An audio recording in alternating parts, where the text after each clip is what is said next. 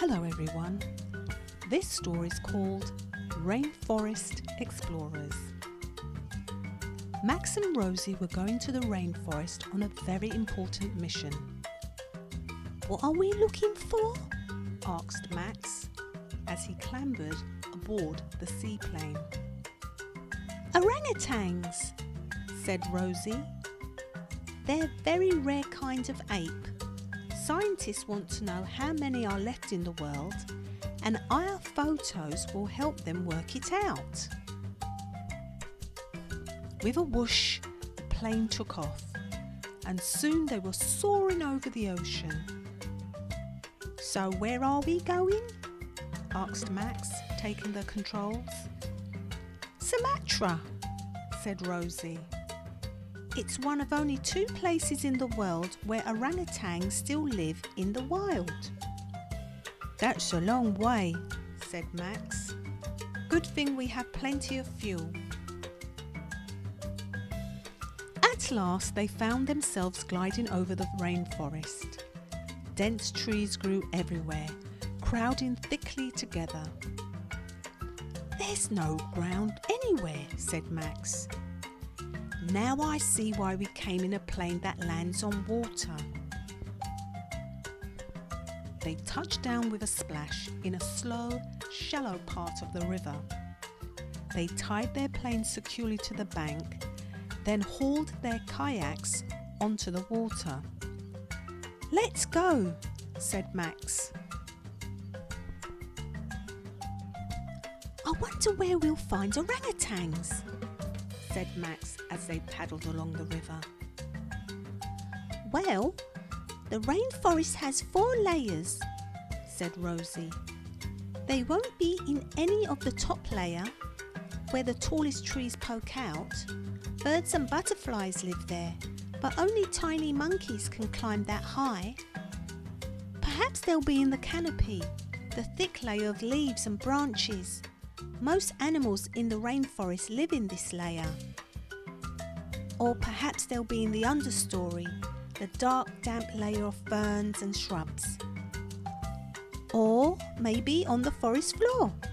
We might also see elephants or even tigers in this layer, said Rosie. Wow, tigers! Suddenly, it began to rain. Max and Rosie quickly dragged their kayaks ashore.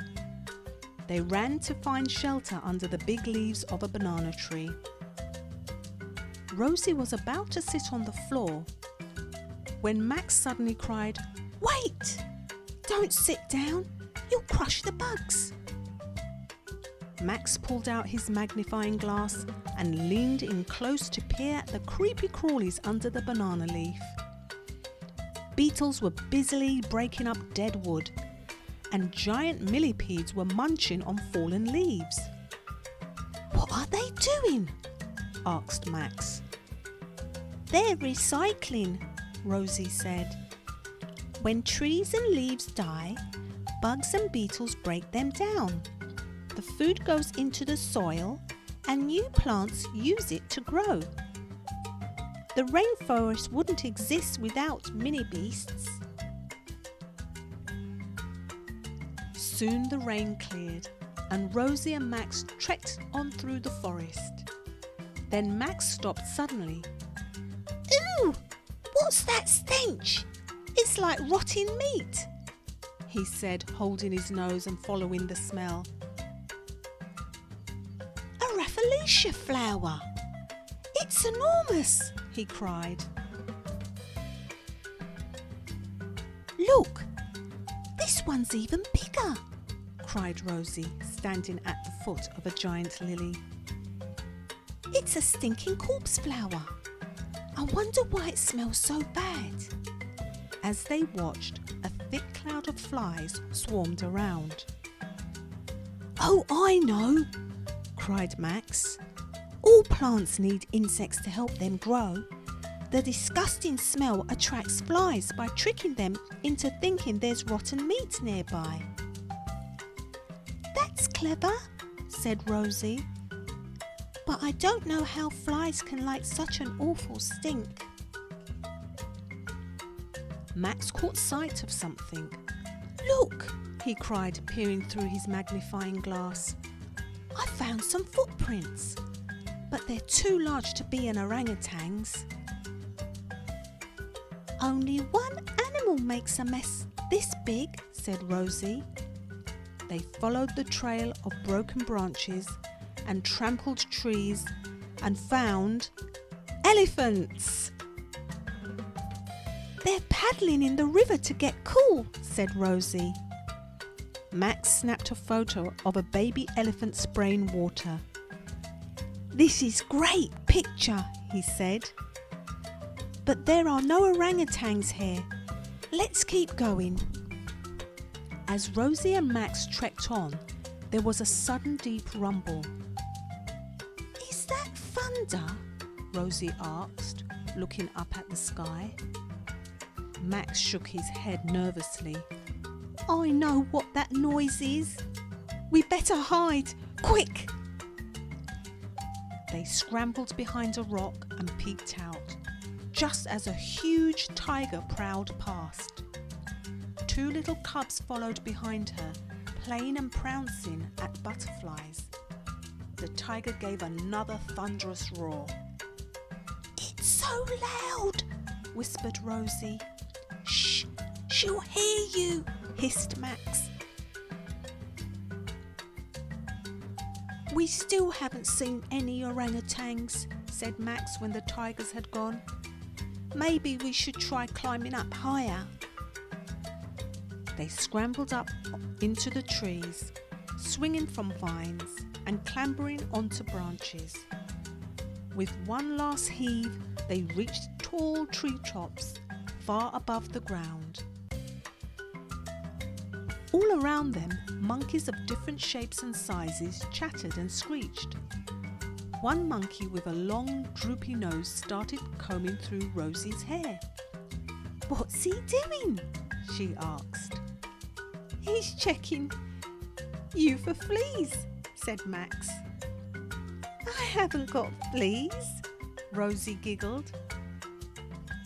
But Max sighed sadly.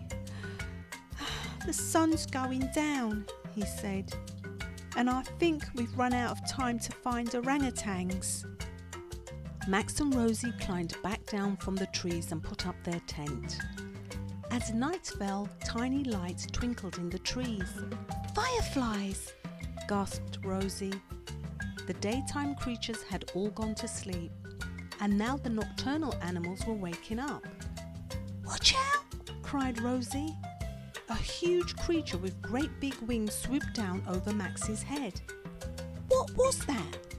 Max asked. A flying fox, said Rosie. Except it's not a fox, it's a giant bat. Max stared open-mouthed as the bat flapped away. At last, Max and Rosie curled up in their sleeping bags. Oh, we've seen so many amazing things, said Max, yawning. I don't mind that we couldn't find any orangutans. At sunrise, Max and Rosie heard a strange tapping noise coming from just outside their tent. They crawled out to see what it was. Orangutans! They both gasped. At the foot of the tree, an orangutan sat and cracked nuts, using a rock as a hammer.